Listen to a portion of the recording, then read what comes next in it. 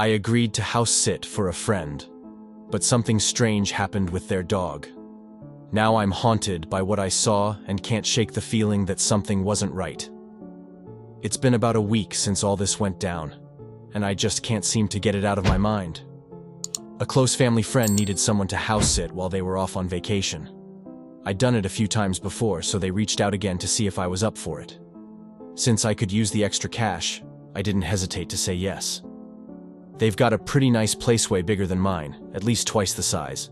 It's a 2-story house with a big front yard, a spacious backyard for the dog to roam, and a fence that runs all around the property to keep the dog from wandering off. The instructions they left me were the same as last time.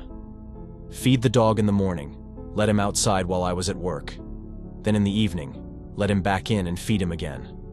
Simple stuff. Their dog, a golden retriever named Max, is always a joy to take care of. He's full of energy, super friendly, and just loves everyone he meets.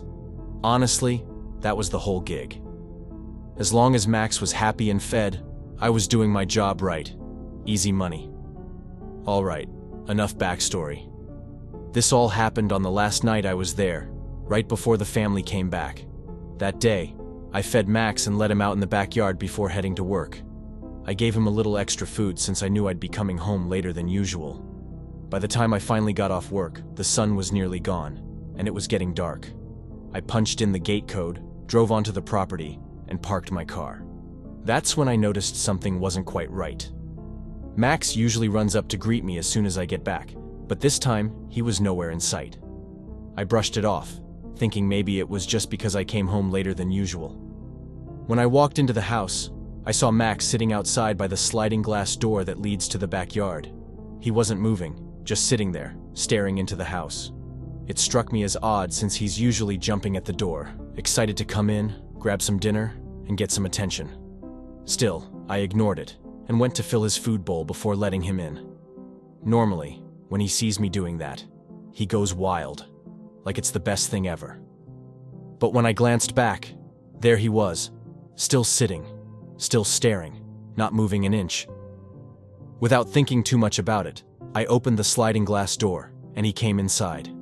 His eyes were locked on me the entire time as he walked in. Then he sat down again, just staring.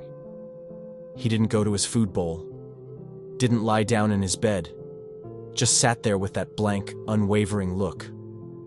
My first thought was, maybe he was sick. Then again, I figured maybe I was just tired from work and reading too much into it. Since his owners were coming back the next day, I decided to wait and let them deal with it. By now, it was completely dark outside, and I was sitting on the couch watching TV in the living room. Max was still over by his bed, sitting there at the far end of the room. I could see him in my peripheral vision, still not moving. It was faint at first, barely noticeable over the noise from the TV. But I could hear it, a scratching sound, coming from the sliding glass door behind me. With how tired I was and the TV going, I didn't think much of it at first, but it kept happening, over and over again. The scratching sound got louder, more frequent, and soon it didn't stop. It wasn't just random scratching anymore. It sounded urgent, like whatever was at the door needed to get in, fast. After some hesitation, I finally gave in and decided to check out what was making that noise. When I got to the sliding glass door, I had to do a double take. Jumping at the door, trying to get inside, was Max. At first, I thought it must have been another dog that just happened to look exactly like him. After all, I'd let Max inside earlier, and he had been sitting in the living room, still as a statue. But this dog outside it was Max, no doubt about it. His mannerisms were identical, and he was bouncing around energetically, like he was desperate for me to open the door. So, I did. The moment I opened the door, Max ran straight to his food bowl and started eating. Confused, I went back into the living room, only to find it completely empty. By this point, things were getting strange. I called out for the other Max, but got no response. If he'd been walking around, I would have heard his nails tapping against the hardwood floor. I called again, and this time, the Max I had just let inside came trotting over. I could hear the sound of his paws clicking on the floor as he made his way toward me. I walked over to the stairs that led to the lower level of the house and called out once more. But again, there was nothing. I hadn't heard any doors open, so the other Max had to be somewhere inside. With Max by my side, I decided to head to the guest bedroom and get ready for bed. I locked the door behind me, settled in, and tried to shake off the weirdness of the night. Max lay down at the foot of the bed as I pulled the covers over myself, hoping for a good night's sleep after such a long, strange day. But it wasn't long before I heard something. It was the sound of nails tapping on the hardwood floor again. But this time, it was different. The footsteps were heavier, much heavier, like the sound a person would make. And the clacking of the nails was slower, more deliberate, as if whatever was walking was moving on 2 feet. The sound was faint at first, but it got closer, each step deliberate and slow, like it was coming up the stairs, one step at a time. Eventually, it reached the door of the spare bedroom and stopped. The hallway lights were on, and they cast a shadow of whatever was standing on the other side. The shadow stretched out, long and distorted, creeping underneath the door.